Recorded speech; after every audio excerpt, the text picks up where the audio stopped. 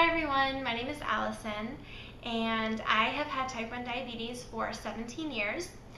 And when I was first diagnosed, I actually had a lot of help. I was only 8 years old, so I had my mom and dad who helped me with a lot of the heavy lifting that comes with managing diabetes. They told me when to test my blood sugar, they measured and counted all the carbohydrates in the food that I ate.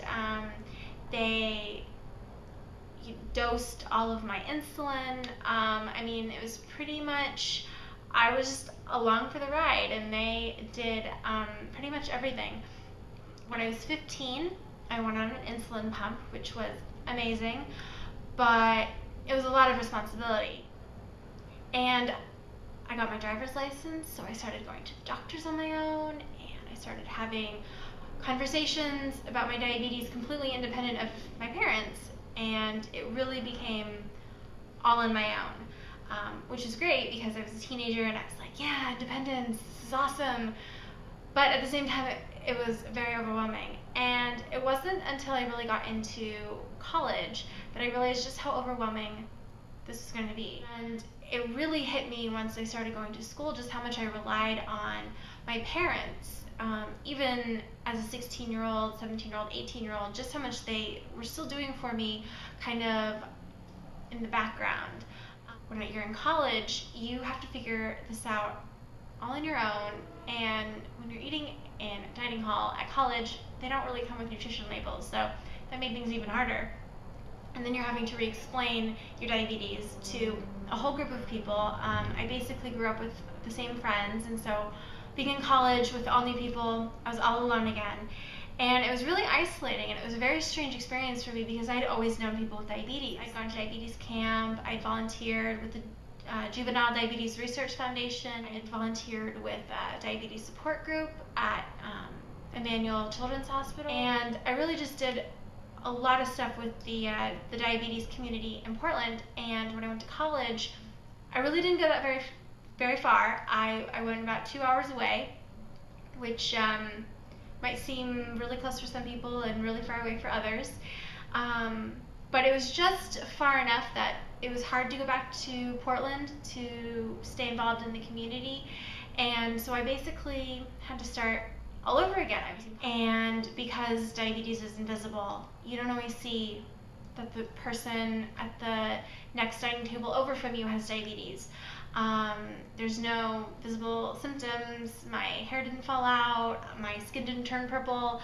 It looked pretty normal, except for wearing an insulin pump. That was the only visible sign that I had diabetes. And luckily, a couple of people did see it, and so we were able to bond that way.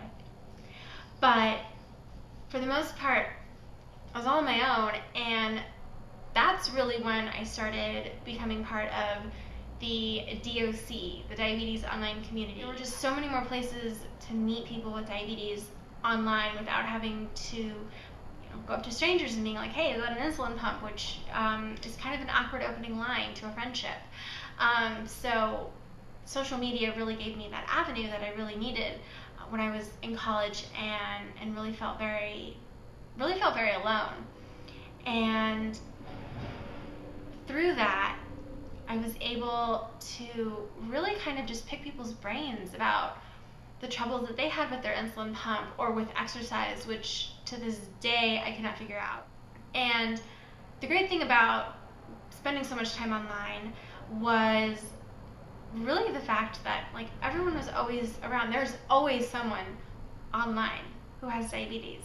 It's a little weird. I mean, whether it's George in California or Mike in Indianapolis or Simon in Australia, I mean, someone is always awake.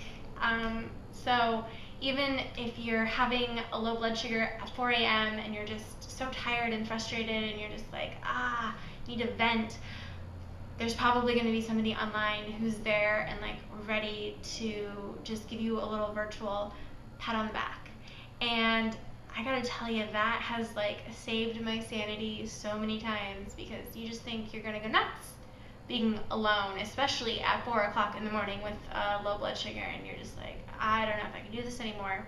But I really feel that just getting a friend with diabetes has been like the best medication for me. I mean, almost as important as insulin. I mean, really, the diabetes community is second to none to insulin. I mean, I can't live without it at this point. And I would never want anyone else to go through it alone either. So you can do this, but please, whatever you do, do not do it alone.